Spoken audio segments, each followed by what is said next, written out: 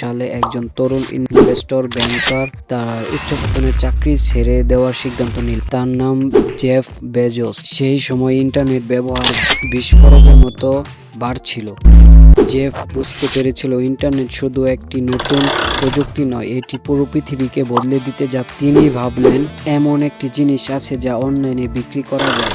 অনেক গবেষণার পর তিনি একটি সিদ্ধান্তে পৌঁছালেন, বই। কারণ বইয়ের সংখ্যা অসংখ্য, কিন্তু ফিজিক্যাল দোকানে সে বিকল্প, ভালো অভিযোক্তা আরও বেশি গ্রাহক। এভাবে অ্যামাজন তার ফুয়েল গড়াত।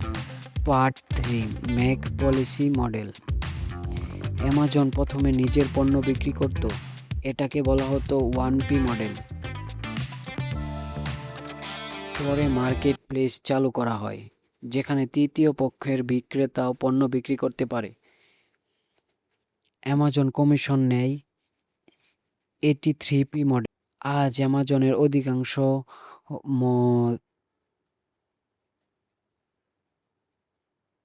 বিক্রি এই মডেলে আসে। Part 4,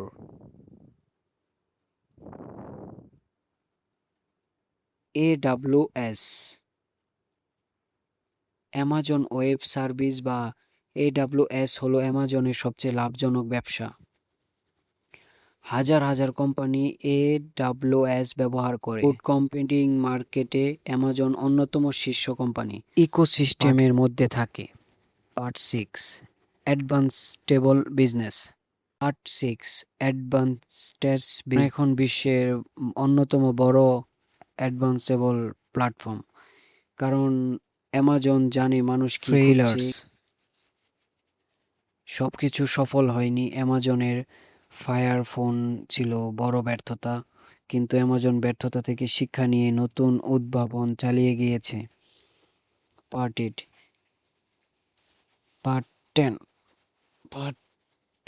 part 10, Amazon 2016। আর শুধু একটি অনলাইন স্টোর নয়, এটি একটি টেকনোলজিক্যালি ই-কমার্স। AWS অ্যাডভান্সড এবং এআই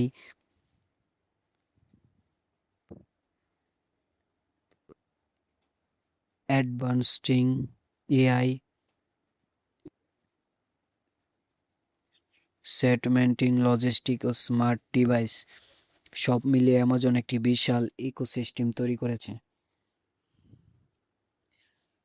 অ্যামাজনের সাফল্য মূল রহস্য হলো customer obsession, inventory, fuel effect, long term thinking এবং ক্রমাগত নতুন সুযোগ বের